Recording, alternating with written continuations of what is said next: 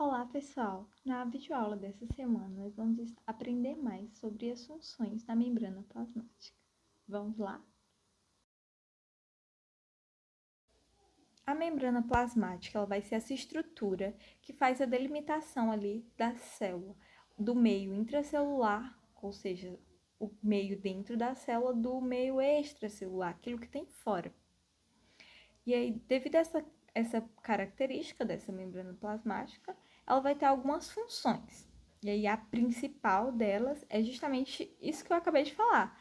Ela vai servir como essa barreira, essa delimitação do que é a célula do meio extracelular. O segundo ponto ela vai atuar como selecionando as partículas que entram e saem daquele meio intracelular. Então, ela vai servir de conexão aí com o meio extracelular, atuando na organização do que entra e o que sai das células. O terceiro ponto é que, além de controlar o que entra e o que sai, ela vai estar também reconhecendo as partículas que estão ali no meio.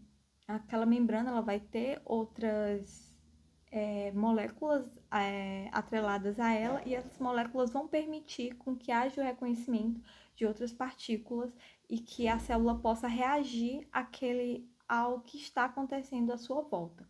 E o quarto ponto, quarta função dessa membrana, é estruturação daquela célula. Para entender melhor como essa membrana plasmática ela funciona, vamos fazer uma analogia do seu funcionamento com o sistema dos aeroportos. Lá nos aeroportos, existem um sistema de segurança para controlar o que entra e o que passa ali naquele ambiente. Então, algumas coisas passam facilmente, como as pessoas levando o seu passaporte de viagem, elas passam ali. Mas esse sistema é feito para impedir a passagem de algumas coisas, como armas, drogas, explosivos. Então, certas coisas não conseguem passar ali. Então, você percebe que tem uma seleção.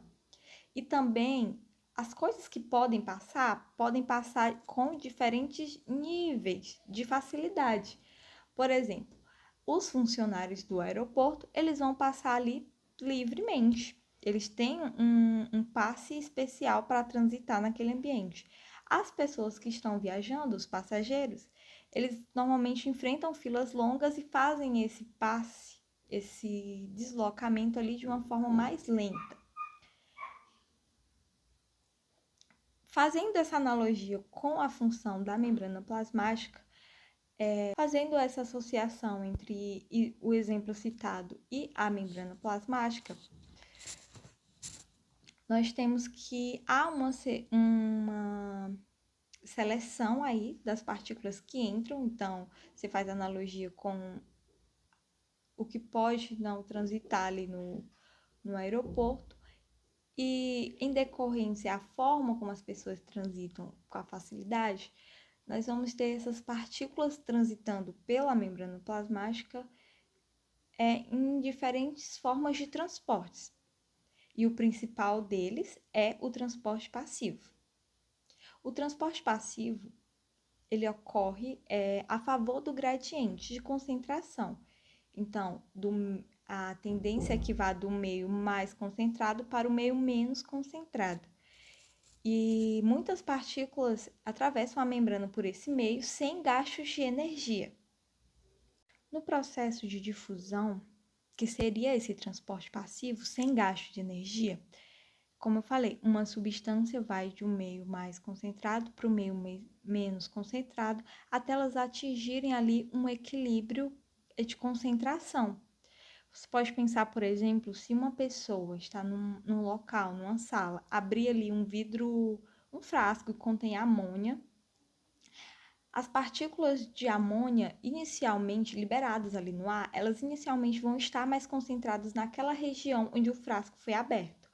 Mas, com o passar do tempo, a tendência é que essas partículas de amônia se espalhem pelas outras regiões da sala onde já havia uma menor concentração dela.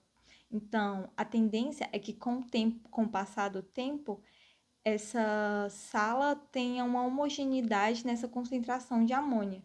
Então, a tendência é sempre que vá do meio mais concentrado para os meios menos concentrados.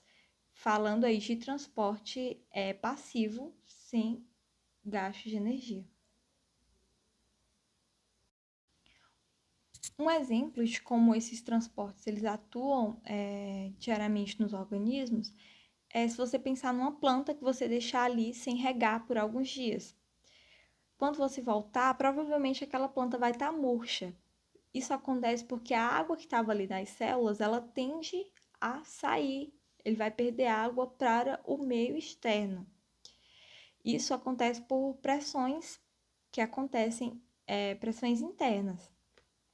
E por que a água sai ali da planta para o meio externo? A quantidade de água fora das células ela vai diminuir conforme a planta perde água.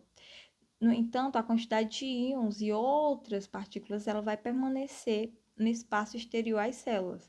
Esse aumento da concentração de solutos ou de partículas diversas vai puxar essa água das células para o espaço extracelular, e em um processo conhecido como osmose. A osmose ela é o movimento da água através da membrana semipermeável do meio de baixa concentração de soluto para com uma maior concentração de soluto.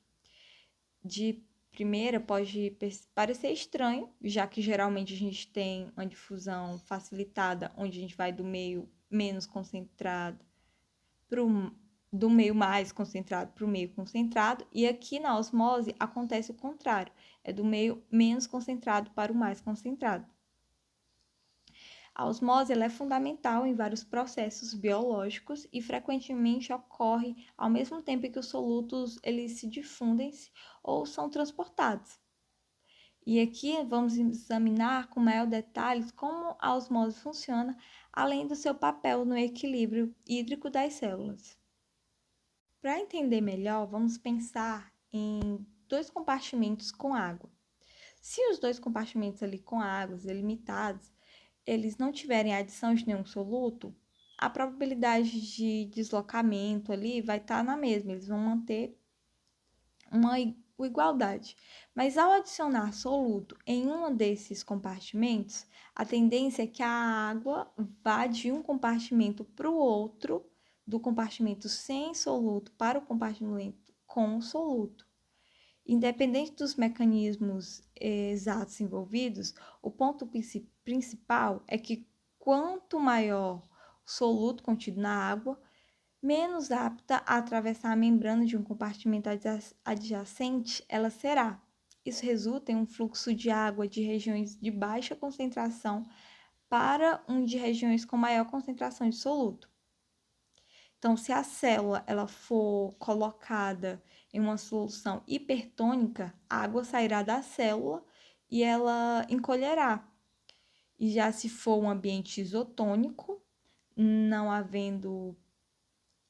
há esse movimento resultante da água, portanto, não há alteração no tamanho da célula.